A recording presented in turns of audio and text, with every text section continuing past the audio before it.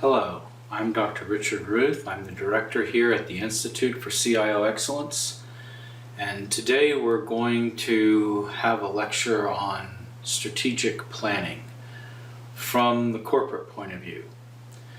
So this material comes from Dr. Steve Caldwell, who used to be a CIO in the Coca-Cola system throughout the late 80s and 90s. And Steve's strength, one of his strengths, is strategic planning.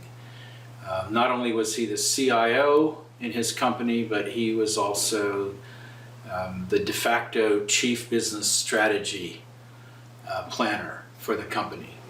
So the things that he used at Coca-Cola that were very successful there, he has brought to the Institute, and we teach to our students in the third weekend of our CIE course. I would like to summarize some of the points that he made here today for the purpose of providing the CIO with the opportunity to influence and control the business dialogue at the executive level in the company. So let me repeat that because that's an important concept. A modern CIO, a competitive corporate CIO, one of the things that you need to be doing is directing the conversation happening at the executive level of the company into business strategy discussions. So how does one go about doing that? Let's take a look at Steve's process that he uses for doing that, and I think that will be a good answer to the question. So we want to start with a couple of key concepts. One is that strategy, at its heart, is the process by which we improve the way that we create customers for the company. So everything that we're going to talk about here in this lecture all needs to be framed within this concept of how does our company create customers? All right. So Steve starts us out by considering the mission, or if you will, the purpose for the company. Now, the way he defines this is with the question, what itch are we trying to scratch?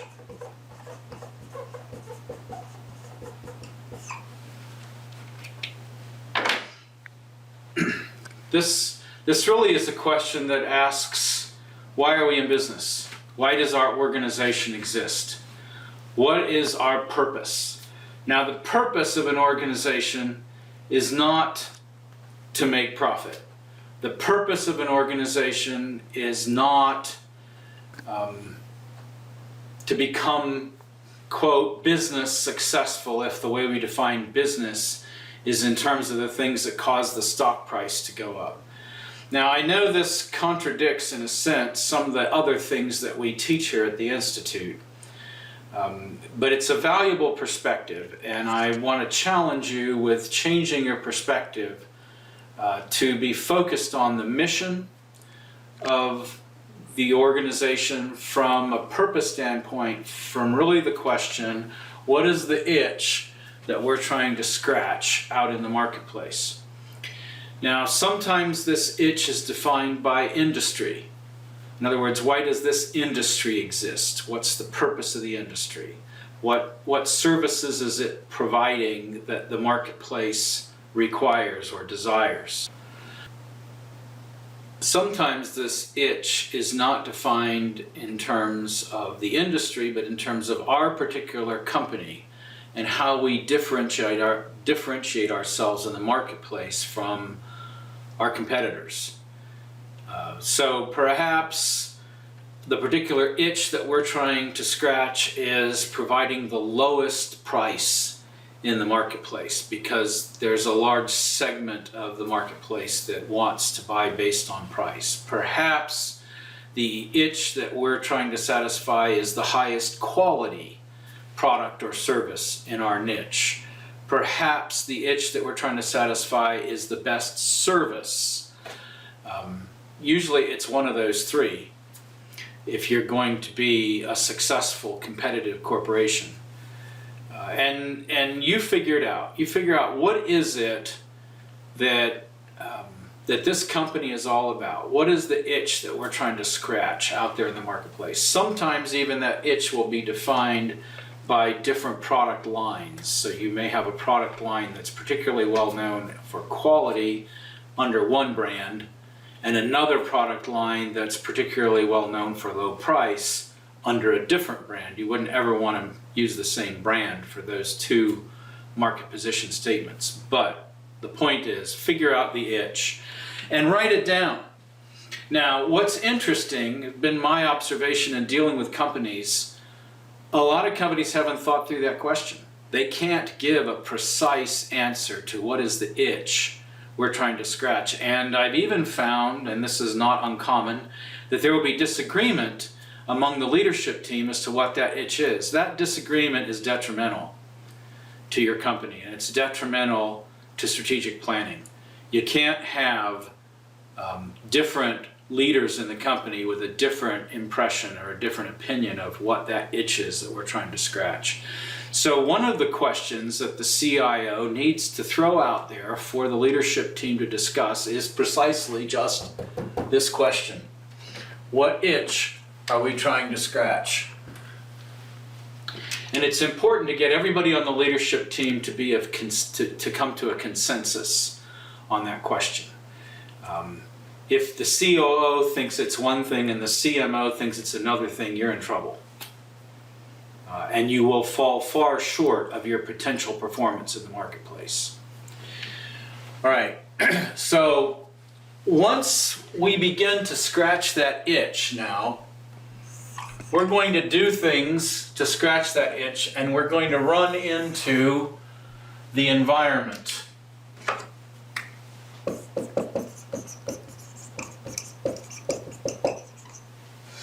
And the environment consists of a bunch of things. It's customers, it's consumers, and for a lot of companies those aren't the same thing. People who consume the end product aren't the people who are paying for it. Competition,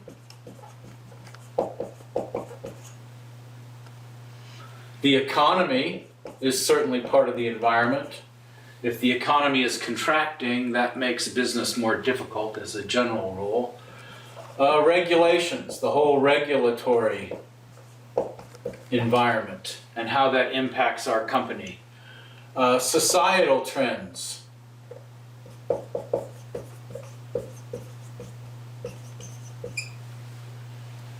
Demographics. And this list goes on. But this is what we mean by the environment. And it's the environment that pushes back on us when we try and scratch that itch. And that creates what Caldwell calls the headwinds.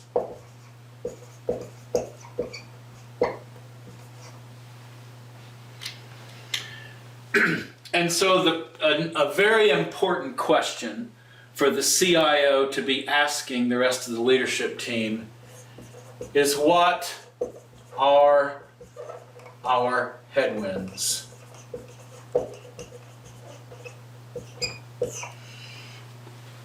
How severe are they? Which are the most important ones we should be aware of, that we should be considering? Because a proper understanding of the headwinds really is going to help drive what your corporate strategy is all about, because the corporate strategy is going to be about moderating the impact of those headwinds. So, for example, the CIO needs to be asking questions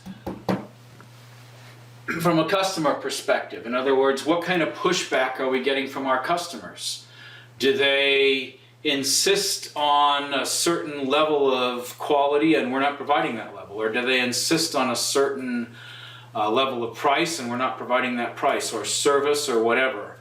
How is the customer responding, and in what way is the customer not being absolutely delighted with what we're doing? The consumers, same question. The competition, what is our competition doing that may be threatening the perception of the marketplace on how we compare to them? Because if the marketplace begins to shift its loyalty away from us toward the competition because of something new the competition's been doing, that's pretty key. And it's important that we understand what those shifts are, both the ones currently going on and the ones that the competition is planning, if you have access to that information. And interestingly enough, today, a lot of times companies spill their guts about their R&D and future services on their website. So sometimes it doesn't take much effort at all. A good thorough search of competitors' websites to discover what competitive advantages they're attempting to put in place. Again, the economy. Now the economy, when we're in a recession, will for the most part negatively impact most companies. Now there are some companies that do very well in a recession. But for the most part, most of us watching this video lecture have the bruises and the band-aids and the battle scars of having struggled through a down economy for some years now. And and the economy provides a lot of pushback for you. The question is, what can you do to turn that into your friend? That's an important question. Sometimes it has intriguing answers that reorients the activities and the marketing of a company in a down economy. Regulations. What regulations are impacting the company and what can you do about it? Sometimes not much, sometimes quite a bit. But it's a discussion worth having. Societal trends. A lot of companies have been caught flat-footed because they've not properly taken advantage of the new social media, or prior to that, properly taken advantage of the World Wide Web and the internet, or prior to that, and the list just goes on and on and on. But every few years, major new societal trends begin to emerge that impact how a company goes to market. And it's important to have a discussion with the senior leadership team about what are those emerging societal trends and how might we expect those to force us to change if we're going to stay competitive. Companies that think that's not going to happen, usually slowly or sometimes quickly, enter a downward spiral that causes them to become increasingly less competitive, and sooner or later forces the CEO out of his job to be replaced by another CEO that's got a different view about how important those societal trends are. Demographics. Another important question that relates to the whole segmentation issue that the CMO is charged with exploring and understanding. But there are important things that need to be discussed at the senior leadership level of a company about the demographics of who your clients are, who your clients ought to be. So these all create these headwinds. These all help you properly understand where the pushback is coming from in the economy. Now the headwinds end up generating the symptoms. The symptoms of how well we're doing. So when you go to the doctor is looking for symptoms, right? If you've got a fever, that's a symptom. It's not the problem, it's a symptom of a problem. If you've got a rash on your skin, that's a symptom. It's not the problem. The problem has to do with what's causing that rash to be there. If you've got whatever, okay, but there are certain symptoms that you're going to present to the doctor, and then those are going to be clues that the doctor is using to figure out what's the real cause underneath the surface, and then he tries to provide a treatment to deal with that cause. Well, it's the same thing is true. So when we talk about symptoms for a business, what are the symptoms for a business? Well, our profits, our revenue growth, or lack thereof, our market share growth, or lack thereof. All right, so these classical metrics for how to measure the health of a business, notice that, symptoms. These are the symptoms. Now, you know what a recipe for disaster is in strategic planning is for a company to come along, at least according to Caldwell here, is for a company to come along and go, okay, our strategy is to increase our profits by 15% a year. Or our strategy is to increase our revenue growth by 10% a year, or whatever. You can't just say we want to increase sales. You may say our sales are anemic. We need to figure out why the sales are anemic, and then you aim the strategy at fixing that problem, because you do want to bring revenue up. All right. So when you answer these questions, Caldwell has another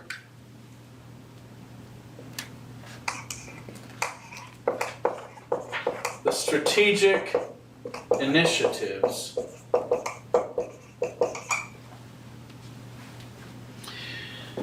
These are now going to be listening to the answers to these questions up here. And then the strategic initiative are going to be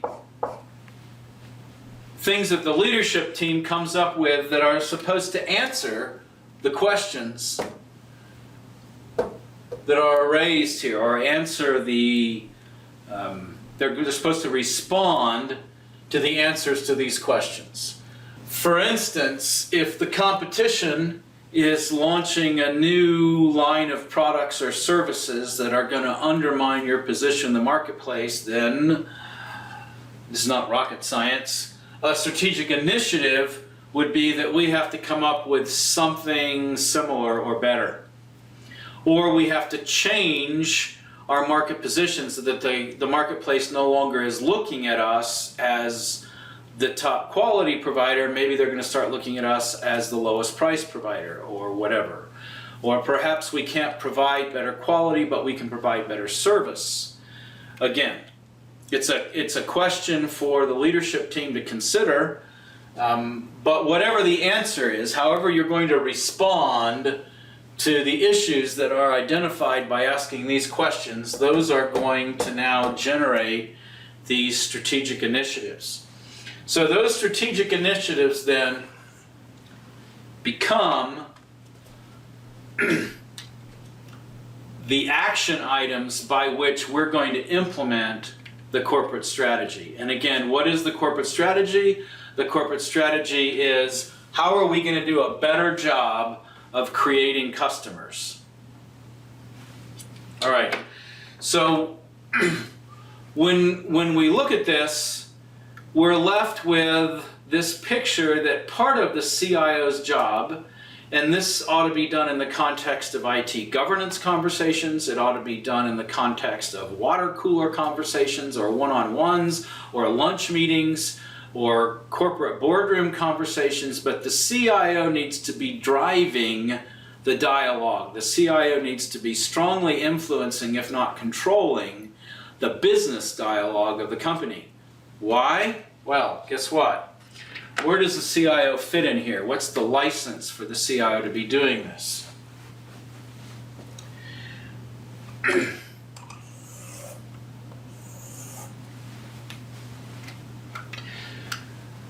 We have business systems here. These are the major IT initiatives. Okay, why should the business systems do what they do? Well, there's two kinds. There are internal business decisions and there are external. Internal helps make us more efficient in how we're going to be implementing these strategic initiatives. External is directly impacting how well we're going to be creating customers as we attempt to implement or help implement these strategic initiatives. How many significant strategic business initiatives today don't have huge IT components? You won't find that very often. So obviously, the CIO is going to be smack dab in the middle of all of these things. Shouldn't the CIO be helping to drive this conversation so that the systems that IT ends up producing are directed properly at creating the largest strategic value for the company? All right, so let me talk about another way of viewing this dynamic that we have up here. If you were to ask the question, what is the process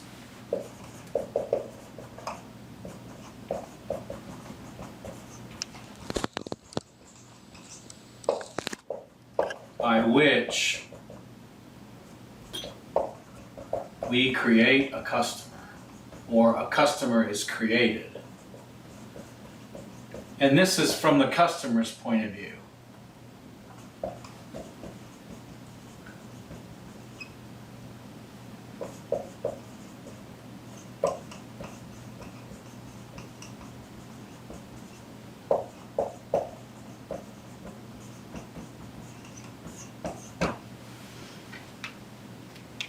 And you want, this is not normally a simple question, and you'll get in lots of interesting debate with different members of the leadership team over exactly what that process looks like, because you want the answer to be as granular as you can. So for instance, what's step one of the process? Is step one of the process that the customer first hears about our brand or hears about our company? Is step one of the process that the customer consciously identifies a need for our product and service? Is the first step of the process a customer first sees an advertisement that helps to develop that need and association with satisfying that need and our company's brand? Whatever. But when you start getting very granular, step one, I know you're going to get in a lot of debate over that. What is the first step in the process by which a customer becomes a customer? All right, and then the next step, you're going to take this process through the whole issue of the customer finally deciding to come to us for the product or service, that he wants our company's product or service. And then what is the process by which the customer goes about actually purchasing that? What does that look like, step by step? And there's not a single path through this. There will be multiple paths as you move through this discussion. And how does a customer bill us, or how do we bill them? How do they pay for the products and services that they get from us? What sort of warranty period do we have through which a customer might decide no longer to become our customer and to return the merchandise or product, and we end up losing the money or losing the customer? What does the customer service process look like from the customer's point of view that causes the customer to choose to become and then stay a customer in our company? So there's a lot of questions to be asked in answering this one question. And what you're really looking for here, after you map out the process, you have to answer this question: where are the bottlenecks? in that process. In other words, in what steps of that process are we not doing as good a job as we could be doing, and therefore we're losing customers, or we're losing prospective customers?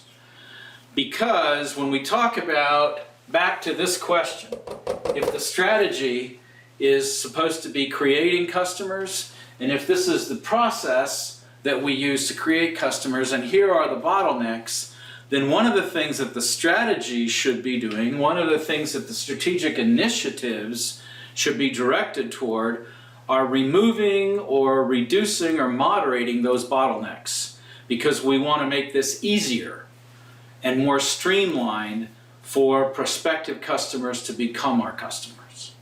All right, so that's another insight. This is a powerful insight. When I go into companies and help them develop a corporate strategic plan, this is really where we start the conversation. This is a very powerful question. It generates an awful lot of discussion. And even if you don't get it as granular as it could be and as perfect as it can be, once it's got about 20 steps or so in it, it's probably time to start asking the question, which of those steps is a bottleneck? Are we not doing as good a job, and we're slowing down the purchasing process, or the discovery process, or the decision process, or whatever? And then what can we do to make that easier on the customer? All right. So some things to think about, some really key concepts here. And I realize that a lot of CIOs don't feel real comfortable about taking the reins of controlling the business dialogue of the company. The nice thing about this whole process is the CIO doesn't have to come along and convince anybody of anything. All the CIO has to do is just take maximum opportunity to ask the right questions, and then sit around as the rest of the leadership team discusses the answer to those questions. That's a key to becoming a more powerfully effective and competitive CIO. Thank you.